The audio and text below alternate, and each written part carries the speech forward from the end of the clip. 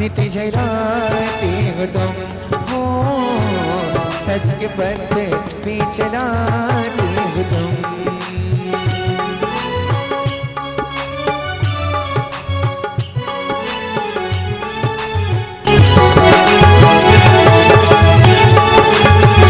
जाइएगा अपने स्थान पर। ओम नमः सिद्धेभ्यः।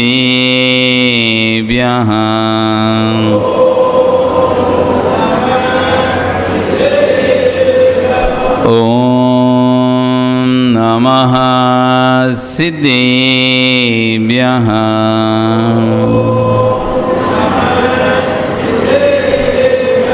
ओम नमः सिद्धेभ्यः।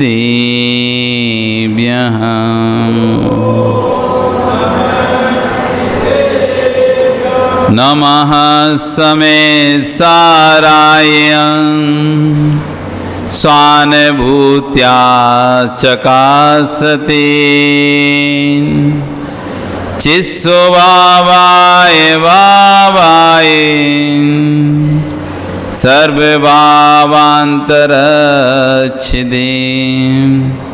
नमो अरिहन्ताणं नमो सिद्धाणं नमो आयर्याणं नमो वज्रायाणं नमो लोये सव्यसाहुणं। बोले अनंत अनंत से परमेष्ठी भगवानी की, आदिरूम आदिनाथ भगवानी की। थोड़ी कम आ रही आवाज़ तुम लोगों की। बोलिए आदिरूम आदिनाथ भगवानी की। वर्तमान शासन महावीर भगवानी की। आचार्य अकम्पनाचार्य आदि 700 महामहिराजों की। आचार्य विष्णु कुमार महामहिराज की। आचार्य गुरु श्री विश्व सागर जी महाराज की। अहिंसा में विश्व धर्म की।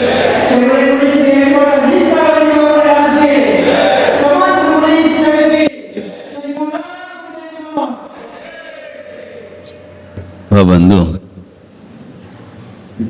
वर्तमान शासन नहीं, वर्धमान स्वामी के शासन में तीर्थंकर प्रभु की चरण विश्राम में बैठकर हम सभी जिन देशना का श्रवण कर रहे हैं। आचार्य भगवान आज एक ऐसी कथा को यहां पर कह रहे हैं, 700 मुनियों की कथा। अकम्पनाचार्य महामहिराज के साथ 700 शिष्यों की कथा। एक अनुशासन की कथा, एक शिष्यत्व की कथा। कैसे एक शिष्य अपने गुरु की आज्ञा का कैसे पालन करता है। प्राण चले जाएं लेकिन वचन ना जाए। प्राण चले जाएं लेकिन गुरु को दिया हुआ वचन झूठा ना हो जाए। ये उस कथा का द्योतक है आज अकम्पनाचार्य महाराज की कथा। बात उस समय की है जब उज्जैनी नगरी में एक प्रसिद्ध नगरी रही है। संपूर्ण ग्रंथों में जब जब पुराण ग्रंथों को उठाओगे उज्जैनी का नाम जरूर सा आएगा। मालवा देश, उज्जैनी नगरी। मालवा देश, मालव देश, उज्जैनी नगरी, ये प्रसिद्ध पुराणों में रही है। हमारे जैन आगम पुराणों में सबसे ज्यादा उज्जैनी नगरियों की कथा है। इंदौर के पास जो उज्जैन है ना, वही उज्जैन नगरी। भगवान महावीर स्वामी के ऊपर यदि उपसर्ग हुआ था तो उज्जैनी नगरी थी। महाकाल की नगरी उज्जैनी नगरी, क्षिप्रा नदी का तट। आज उज्जैनी नगरी में राजा श्री वर्मा राज्य करते थे। न्याय नीति निपुण राजा, संपूर्ण प्रजा में अपने कार्यशैली से बड़ा प्रसिद्ध था। सभी धर्मों का समान सम्मान करते हुए अपना राज्य करता था। राजा वही जिसकी राज्य में प्रजा खुश हो। जिसके राज्य में प्रजा खुश नहीं, ऐसा राजा, आज लिखा है उसमें, जिसके राज्य में प्रजा दुखारी ता नारा राजा नरक अधिकारी। जिसके राज्य में प्रजा दुखी हो ऐसा राजा नरक का अधिकारी हो जाता है। राजा श्री वर्मा अपनी प्रजा के साथ बड़े सुख से राज्य करता था। उसके 4 मंत्री थे। एक का नाम था बलि, एक का नाम था प्रहलाद, एक का नाम था नमुची और एक का नाम था बृहस्पति। ये चारों मंत्रियां 4 भुजंग जैसे सर्प थे। जो चंदन पर जैसे सर्प लिपटा रहता है, चंदन के वृक्ष से सर्प लिपटा रहता है। चंदन कितना भी सुगंधित हो, कितना भी अच्छा हो, लेकिन सर्प अपना जहर नहीं छोड़ता है। वो कभी निर्विष नहीं होता है। चंदन के साथ बरसों बरसों रहने पर भी सर्प विषाला ही बना रहता है। ऐसी इतने न्याय नीति निपुण राजा के साथ रहने पर भी मंत्रियों के अंदर छल कपट ईर्ष्या दाय भरा हुआ था। वे जैन धर्म से विद्वेष रखने वाले थे, जैन धर्म से ईर्ष्या को रखने वाले थे। एक दिन राजा अपने महल के ऊपरी खंड पर बैठा हुआ था, तभी देखता है कि नगरवासी लोग अपने हाथों में द्रव का थाल लेकर, श्रीफल आदि लेकर वन की ओर जा रहे हैं। राजा अपने मंत्रियों से पूछता है, मंत्री महोदय, ये नगरवासी लोग कहां जा रहे हैं? किसकी अर्चना पूजा करने जा रहे हैं? ऐसा नगर में कौन आ गया जिसकी अर्चना करने के लिए सारे नगरवासी झुंड का झुंड बनाकर, समूह का समूह बनाकर, ग्रुप का ग्रुप बनाकर भक्ति भाव के साथ जा रहे हैं। जैसे आप लोग जाते हैं ना, ग्रुप बनाकर, चलो भाई ग्रुप बना के चलते हैं। जैसे पाप कार्यों में आप ग्रुप बनाकर जाते हो, यदि ऐसे पुण्य कार्यों में ग्रुप बनाकर आने लगो तो आपका कल्याण हो जाए। किटी पार्टियों में, ये पार्टी में, कमेटी में, उसमें खेलते हो ना, कमेटी खेलते हैं, पार्टी खेलते हैं। भैया 25 का ग्रुप, 30 का ग्रुप बनाकर पहुंचते हो। यदि ऐसे तुम भगवान की भक्ति में ग्रुप बनाकर आ जाओ, उस दिन तुम्हारा कल्याण हो जाए। हम व्यर्थ के कार्यों में तो ग्रुप बना लेते हैं, लेकिन भक्ति में ग्रुप नहीं बना पाते। खाने पीने के लिए, मौज मस्ती के लिए हमारा मंडल होता है। खाने पीने, मौज मस्ती के लिए, फोटो खिंचाने के लिए, नाम करने के लिए, माला पहनने के लिए मंडल होता है। यदि ये मंडल भगवान की भक्ति में आ जाए तो नियम से एक दिन पीछे का मंडल हाथ में आ जाएगा। समूह बनाकर जा रहे थे। राजा पूछता है कहां जा रहे हैं? अब मंत्रियों को तो उत्तर देना ही पड़ेगा। अब राजा ने पूछा है तो मंत्री को बताना पड़ेगा कहां जा रहे हैं। महाराज, नगर में अकंपनाचारी आदि 700 मुनिराज पधारे हुए हैं, जो कि वन में रुके हुए हैं, उनके दर्शन करने जा रहे हैं। राजा सुनते ही आश्चर्य, अच्छा 700 मुनिराज? तभी मंत्री कहते, पर महाराज मुनियों में कोई ज्ञान नहीं है, नंगे रहते हैं, नहाते तक नहीं है, और मूर्ख है, मेरे मूर्ख, कुछ नहीं जानते, बस खाते हैं और बैठ जाते हैं और कुछ नहीं करते हैं, काम वगैरह भी नहीं करते हैं, कोई प्रकार का उनको ना तो राज्य में कोई टैक्स वगैरह देते हैं। जब इस तरह से वो चारों मंत्री एक दूसरे की सपोर्ट करते हुए जब राजा को समझा रहे थे, तो राजा उनसे कहता है, नहीं, ऐसा नहीं है, आपने शायद जैन धर्म को पढ़ा नहीं है, आपने जैन दर्शन को समझा नहीं है। ये जैनों के महामुनिराज हैं। ये संपूर्ण परिग्रह का, घर परिवार का, वस्त्र आदि का त्याग करके निर्गंत होकर दिगंबरी दीक्षा लेकर वन वन डोलते हैं, और जो श्रावक दे देता है हार में, वो लेकर चुपचाप आ जाते हैं। ये बाहरी पुरुषार्थ नहीं करते, ये अंतरंग पुरुषार्थ करते। नहीं महाराज, आप गलत हैं। इनको कुछ भी नहीं आता, जो मूर्ख होता है, जैसे घर में कुछ नहीं होता, वो लोग बन जाते हैं।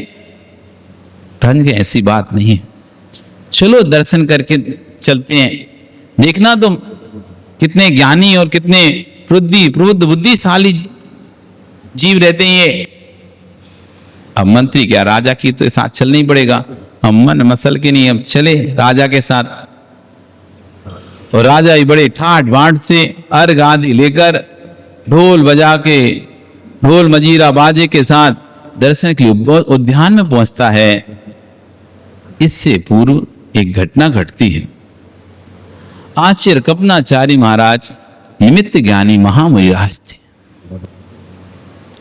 उन्होंने यहाँ के मंत्रियों के बारे में सुन रखा था कि यहाँ के मंत्री धर्म विरोधी हैं, विद्वेषी हैं धर्म से।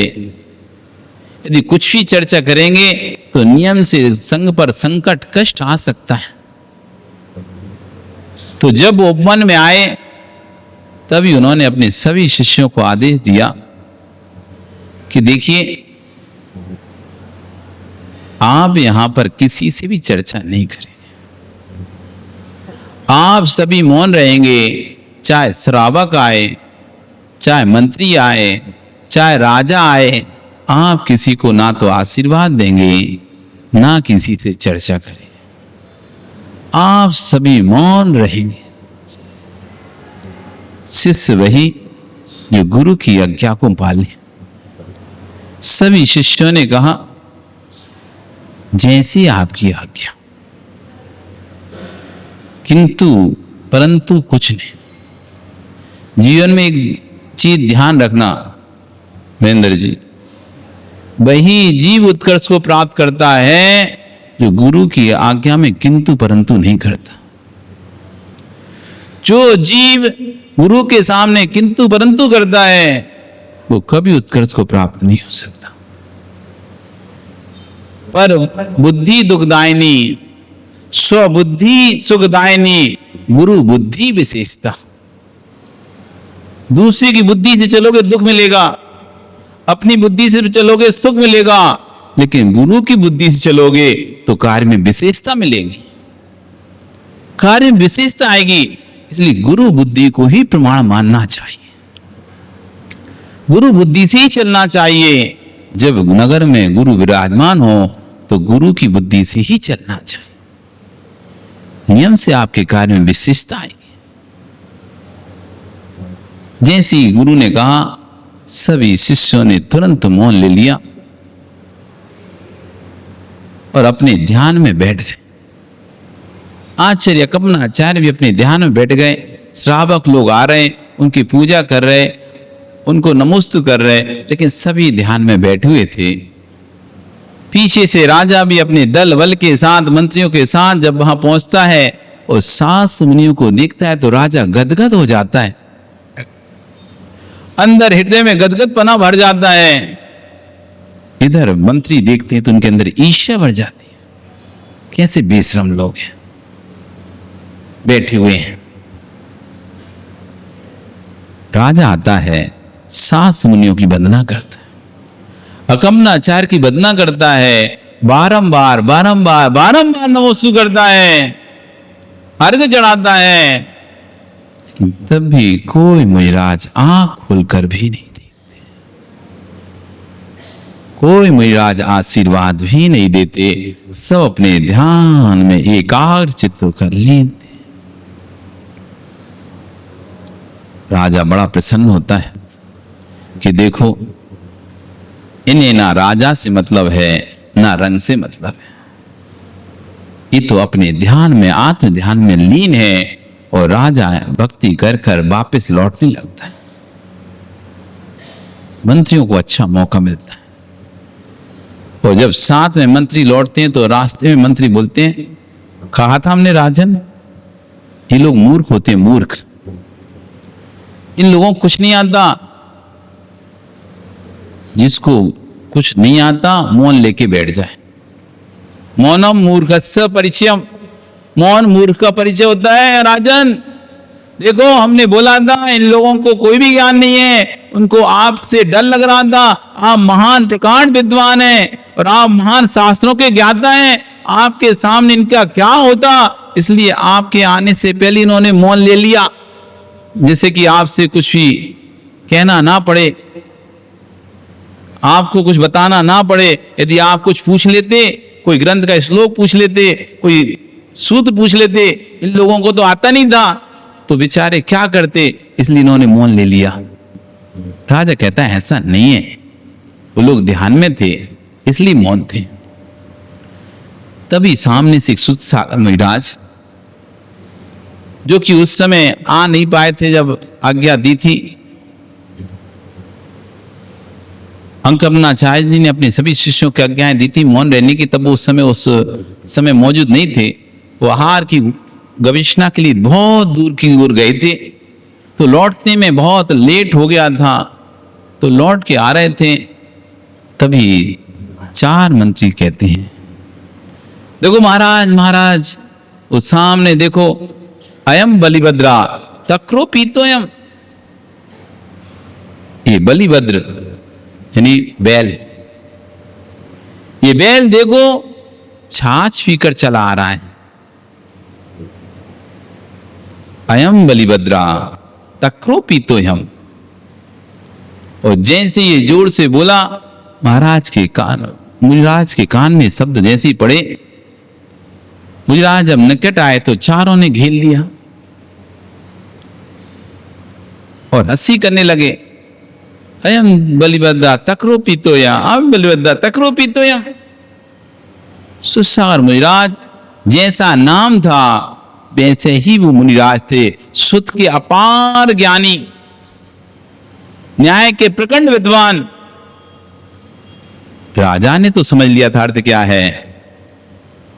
तभी मुनिराज बोलते हैं, महाराज क्या आपके मंत्रियों को पीलिया रोग हो गया है क्या? आपके मंत्रियों को पीलिया रोग हो गया क्या? क्यों? तक्रो पीतोयम तक्रो धवलोयम, ये कह रहे हैं कि तक्र पीला होता है। तक्र मतलब छाछ, छाछ पीला होता है। महाराज छाछ पीला होता है कि सफेद होता है, इनको यही ज्ञान नहीं है। जैसे उन्होंने बात घुमाई और बात विवाद प्रारंभ हो गया, तो चारों मंत्री एक के बाद एक निरुत्तर होते गए और सबके सिर नीचे झुक गए। तब राजा कहते हैं, तुम क्या बात कर रहे थे कि मुनिराज मूर्ख होते हैं? जब तुम एक मुनिराज से नहीं सक पाए तो 700 से क्या सक पाओगे? एक मुनिराज के आगे तुम 4 वेदों के ज्ञाता, पुराणों के 18 पुराण, 4 वेद के ज्ञाता तुम मंत्री, इतनी विशाल बुद्धि के धारक तुम मंत्री लोग एक मुनिराज के प्रश्नों का उत्तर नहीं दे पा रहे हो, फिर तो इनके आचार्य के प्रश्न का क्या उत्तर दोगे? तो तुम बोल रहे थे कि मेरे मूर्ख होते हैं, देख लिया तुमने इनकी बुद्धि का पांडित्य, इनकी बुद्धि की प्रखरता देख ली तुमने। 4 मंत्री सिर झुकाकर नीचे। विद्वेषी जीवों का के अंदर कभी विद्वेष शांत नहीं होता और बढ़ता है। उनके अंदर विद्वेष तो पहले से था ही, अब अपमान का विद्वेष और जन्म ले लिया। आचार्य कहते हैं दुर्जनों से भैया बहुत दूर रहना चाहिए, क्योंकि दुर्जन लोगों का अपमान होने से भी और खतरनाक हो जाते हैं। दुर्जन को सम्मान होता रहे तो ठीक है, लेकिन जैसे ही तुमने दुर्जन का अपमान किया वो और खतरनाक हो जाएगा। फिर वो कुछ भी विचार नहीं करेगा, क्या न्याय निपुण है, क्या नीति निपुण है, क्या न्याय संगत है, कुछ भी नहीं सोचते हुए वह सज्जन का हित करने का विचार ही करेगा। अब राजा के सामने तो कुछ बोल नहीं सकते थे, कह नहीं सकते, चुपचाप सिर झुकाकर चले गए, लेकिन अंदर ही अंदर ईर्ष्या की अग्नि प्रारंभ हो गई उनके अंदर। इन लोगों ने आज हमारा बहुत बड़ा अपमान किया, राजा के सामने हमारा अपमान कर दिया, इसका बदला तो लेके रहेंगे। अब 4 लोग सोचते हैं क्या करें, इनका शरीर तन से जुदा कर दो, इनका धड़ा लग करेंगे, आज हम 700 को मार डालेंगे रात ही रात में। ऐसा सोचकर चार मंत्री निकल पड़े आध रात्रि में नंगी तलवार लेकर मुनिराजों को मारने के लिए। उससे पहले क्या हुआ कि इधर जब वाद विवाद हुआ तो मुनिराज अपने संग में वापस आए और संग में आकर अपने गुरु के पास नमोस्तु कर कर बैठ गए और रास्ते में जो घटना घटी राजा मंत्री के साथ वो अपनी घटना अपने गुरु को कहते हैं। जैसे गुरु ने वो घटना सुनी, घोर उपसर्ग, तुमने पूरे संघ का विनाश कर दिया, अब पूरा संघ नष्ट हो जाएगा। जैसी सुसागर महाराज ने सुना उपसर्ग संघ का विनाश हो जाएगा, उनके तो शरीर से रोंगटे खड़े हो गए, आंखों से अश्रु धारा बह पड़ी। भगवान क्या हो गया? मैंने सबको बोला था मंत्रियों से राजा से मौन रखना, पर तुम उनसे साक्षात कर लिए। वो दुर्जन प्रकृति के लोग थे और दुर्जन प्रकृति के लोग अपनी हार पर और उग्र तीव्र दुर्जनी हो जाते हैं और फिर वो हित अहित ना देखते हुए, न्याय नीति ना देखते हुए अन्याय की परम चरम काष्ठा पर पहुंच जाते हैं। तभी संघ का नियम से विनाश हो जाएगा। सुसार महाराज कहते हैं, स्वामी स्वामी, मुझे आपकी आज्ञा का पता नहीं था कि आपने क्या आज्ञा दी थी। मैं विलंब हो गया था, मुझे क्षमा कर दें। मुझे उपाय बताएं कि ऐसे में संघ की रक्षा कर सकता हूं। मैं अपने प्राण देकर भी यदि संघ की रक्षा कर सकूं, मैं अपने प्राण देने को भी तैयार हूं। आप मुझे बस उपाय बता दीजिए कैसे संघ की रक्षा होगी। अकमनाचार्य कहते हैं, अब एक ही उपाय है। सुसाज कहते हैं, आप जल्दी बताइए, जो भी उपाय है मुझे शीघ्र बताइए, मैं उस उपाय को करूंगा। अकमनाचार्य महाराज कहते हैं, जिस स्थान पर तुमने सारसात किया था, तुम उसी स्थान पर समाधि, नियम समाधि लेकर खड़ग आसन में खड़े हो जाओ, ध्यान में लीन हो जाओ। इसके अलावा अब कोई और उपाय नहीं है। जब तक उपसर्ग दूर नहीं होता है, आप वहीं पर खड़े रहेंगे। इस सच्चे शिष्य की पहचान है, जो गुरु ने कह दिया, जो आज्ञा महाराज, जैसी आपकी आज्ञा है। हम इधर आसाम की ओर आ रहे थे, एक जो महाराज हमारे साथ आ रहे थे, उनका अचानक स्वास्थ्य खराब हो गया, उनको खून के दस्त लग गए। तो उन्होंने कहा हम तो अब शिखर जी जाएंगे वापस। हम आधे रास्ते आ चुके, उन्होंने शिखर जी जाने का निर्णय कर लिया। वो शिखर जी चले गए, हम रह गए अकेले। हमने गुरुजी को फोन लगवाया, अब हम क्या करें, अब हम क्या करें, आगे जाएं या पीछे लौट जाएं? तो उन्होंने एक ही बात कही, बेटा अगर तू सुनने की हिम्मत रख सकता है दुनिया की, तो आगे बढ़ जा। लोग तुझे कहेंगे, कल बिहारी कहेंगे, कुछ कहेंगे, कुछ कहेंगे, लेकिन मैं तेरे साथ हूं। और तू सुनने की हिम्मत रखता है, मैं तेरे साथ हूं, तू आगे बढ़ जा। और तू सुनने की हिम्मत नहीं रखता तो पीछे लौटा। यदि सुनने की हिम्मत नहीं है तेरे अंदर दमंगी नहीं है, लोग साथ नहीं देंगे तेरा, लोग तुझे बुलाएंगे नहीं। हो सकता है किसी मंदिर के ताले ना खोलें तेरे लिए। ये श्रावक हैं, इन्हें अपनी कसाय के सामने साधु की चर्या नहीं दिखाई देती। हो सकता है तेरा तिरस्कार हो कहीं पर, तुझे सम्मान ना मिले, हो सकता है तेरा आगवानी ना हो, तेरी पूजा ना हो, पर तू अपने में दृढ़ रह सकता हो। इतना होने के बाद भी विचलित ना हो, ये ना सोचे कि क्या हमने मुनि बन गए, हम तो मुनि बने थे। पर ये श्रावकों के अंदर देखो तो कितनी कसा है। ये मुनि की चर्या को तो नहीं देख रहे, ये देख रहे हैं अकेले हैं कि दुकेले। इन्हें अकेला दुकेला दिख रहा है, ये नहीं दिख रहा है कि 28 मुड़ों का पालन कैसे अच्छे से कर रहे हैं। एक बार भोजन करके नग्न रहकर परिसों को सहन कर कर बिहार पैदल बिहार करके गर्मी सर्दी सब में एक समान रहकर अपनी चर्या कर रहे हैं, ये इनको नहीं दिखाई देता। इनको 1 या 2 दिखाई देता है। वही जब 2 हो जाता है तो मुनि बन जाता है, और जब वही 1 रहता है तो इन्हें मुनि नहीं दिखाई देता उस पर। इसलिए इतनी हिम्मत हो तो आगे बढ़ना।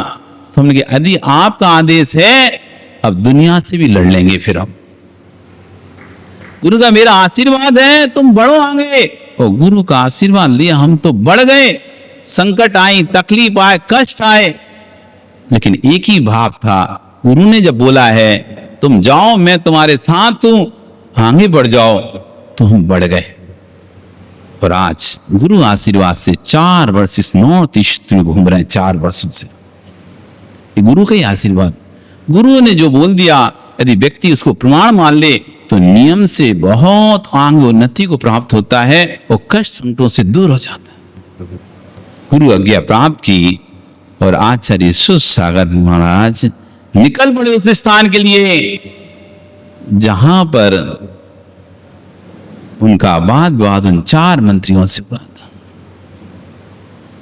और ध्यान आरूढ़ हो गए, ध्यान में लीन हो गए, नियम समाधि ले ली। जब तक संग का उपसर्ग नहीं टलेगा तब तक मैं 4 प्रकार के आहार का त्याग करता हूं, भोजन पानी का त्याग करता हूं। मेरे संग का जब उपसर्ग टल जाएगा तभी मैं भोजन करूंगा।